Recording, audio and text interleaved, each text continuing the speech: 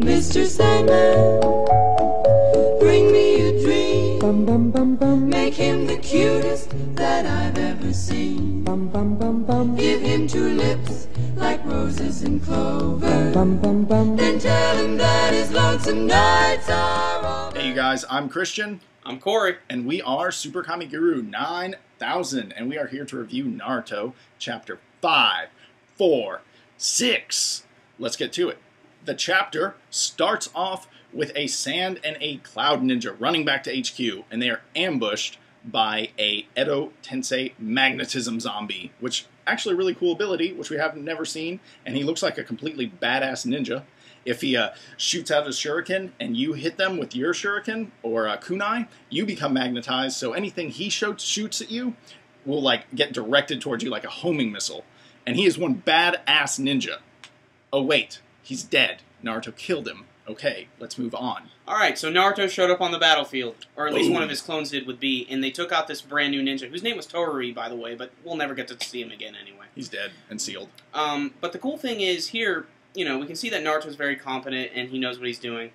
But we get to see Beast having a conversation with one of his fellow Cloud Ninja, and his fellow Cloud Ninja was letting him know, we were going to meet up with F in his division, but B lets him know that that was a Zetsu clone anyway, so thank God for not going with him. Yeah. And the guy responds accordingly with a good, what? So one thing we didn't mention last week was Naruto is not supposed to use Shadow Clones with his Nine-Tail mode. Why? Because his chakra gets sucked up twice as fast with every Shadow Clone that gets used. It gets pulled away to the fox faster as the more clones get used. So we also see in this chapter, Naruto, for 2 panels, is not Nine-Tails mode, but we also know this is a clone. So, is Naruto's clones able to turn it on and off to conserve chakra?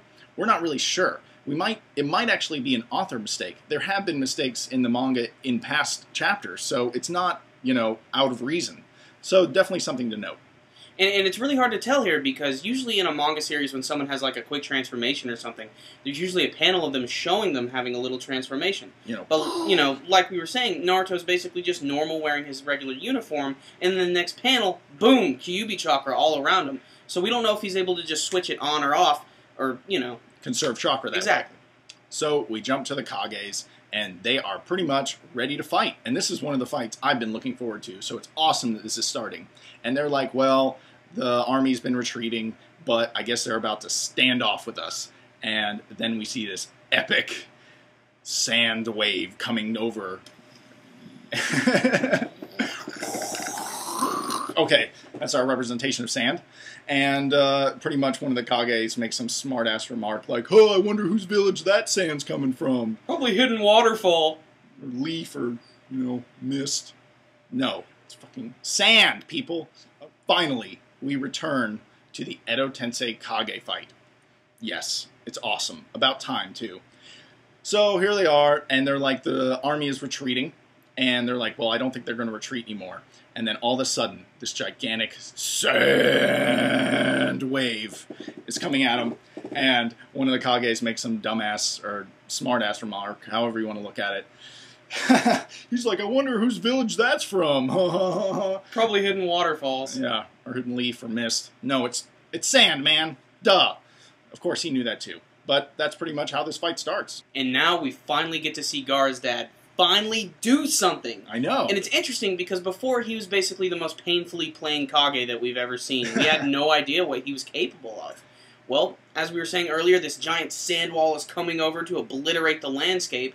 But luckily, Gaara's dad has this really cool technique where he's able to use gold dust, or gold sand. And he's able to use that to block the attack, and they both slam right into each other, almost Dragon Ball style. Yes. And it looks really cool.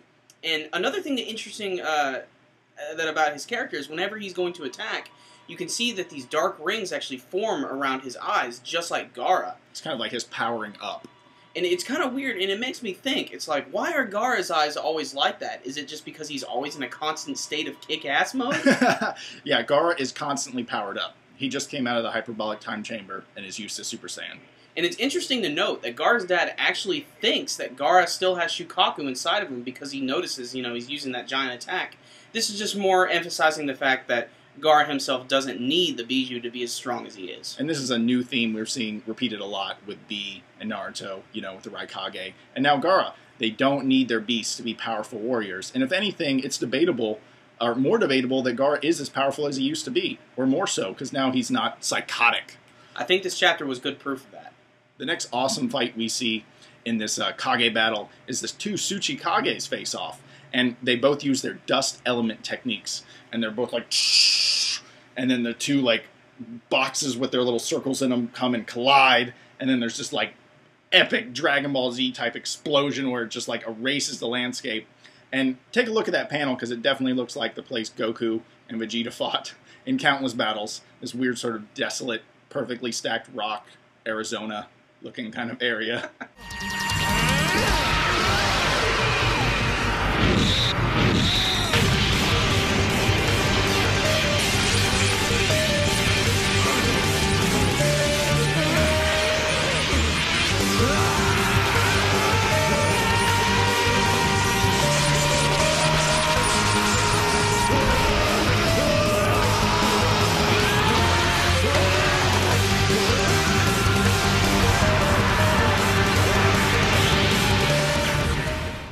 The chapter comes to a swift and emotional end when we get to see that Gaara standing against all of the Kages, and his father actually lamenting, "Gaara, where is the Shukaku? Why don't you have it anymore?" To which Gaara replies, "I no longer have it. I'm no longer the Jinchuriki that you have created." And our chapter comes to an end. Wow. Great, awesome, action-packed chapter. What a great chapter. Awesome. Two good ones in a row, man. You don't get that all the time. Sometimes you get one epic chapter and then maybe some conclusion or some flashback, kind of stuff.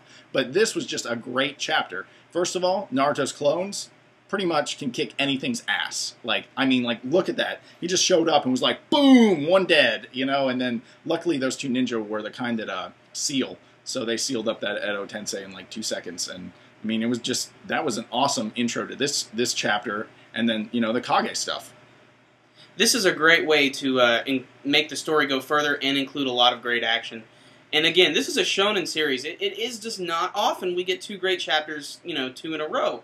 And it was just so much fun to read. And I'm so glad they got back to Gaara's battle. Yeah, that's one of the most highly anticipated, I think, that we're seeing in a while. That was one of those battles that started, and then it just immediately went away. And the cool thing is here, we didn't just see Gaara attacking. We saw Gaara attacking, his father, whose abilities we've never seen before, which are freaking awesome. Dust element, which is always epic. The two Kages are awesome. I love the Ermac one. He is so fucking awesome. And he can go invisible, which we haven't seen him do that yet in battle. And we haven't seen the Mizukage do anything yet, really. He hasn't done anything. Not really, no. Yeah, so we get to see him. I don't really like him, though. I don't like his look, but that's just a personal opinion. His, French smug face. I'm not feeling it. And but, good chapter, and I don't know, maybe we're getting set up for some flashbacks with Gaara, working out his daddy issues. And it's pretty clear, we know from the past that Gaara and his father don't exactly have the deepest relationship. And, it makes sense, too. His dad tried to have him killed at one point when he was a kid. He completely hated him. He made him a Jinchuriki. I'm pretty sure here that Gaara is really not going to have any problems dealing with his dad. Although the end of the chapter does mention that it is, an emotional moment. So it's kind of, the way Gaara's character has developed, it's going to be kind of interesting to see what he does here, if he's going to have any mercy on his father. Or if he's going to just, explode with emotion, and just, attack him full on. Which really is the way you need to fight the Edo Tenseis. You can't give them a chance because, first of all, they're not even under their own control. They're merciless people that just have their personalities intact, which is obviously something that Kabuto wants. He wants their personalities there to bother these people they're fighting, especially in this battle. Okay, for this chapter, rating-wise, have to give it a great rating. Have to. 9 out of 10. Boom. Only reason it's not 10 out of 10 is because there's not any conclusions to these fights yet. And Naruto's random Rasengan does not count as a conclusion to one ninja that got a few panels. And so as this fights go on, I feel like we may be able to give a lot more great ratings. So 9 out of 10 on this one, you guys. Okay, you guys, for our 2 questions this week, I want to ask you, do you think it was an author mistake? Or do you think Naruto's clones can turn QB mode on and off? Or just flame on and off, if that's what you want to call it. And that is my question. For my question this week, I want to know what you guys think Gaara is actually going to do with his father and how he's going to handle the situation.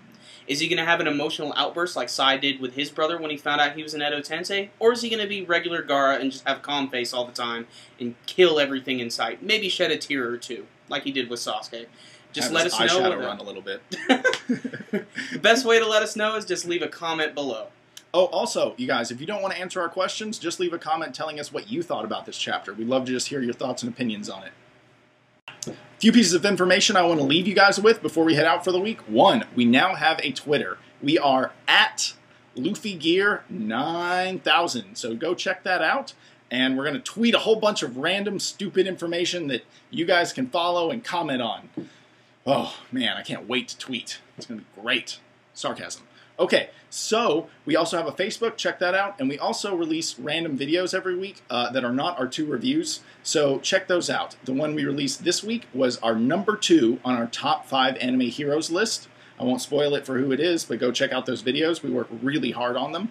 And last week I released a Evangelion AMV because I'm now using Final Cut Pro X to edit these videos, and I had to show you some of the cool effects and some other things. So until next time, you guys, SuperKamiGuru9000 out.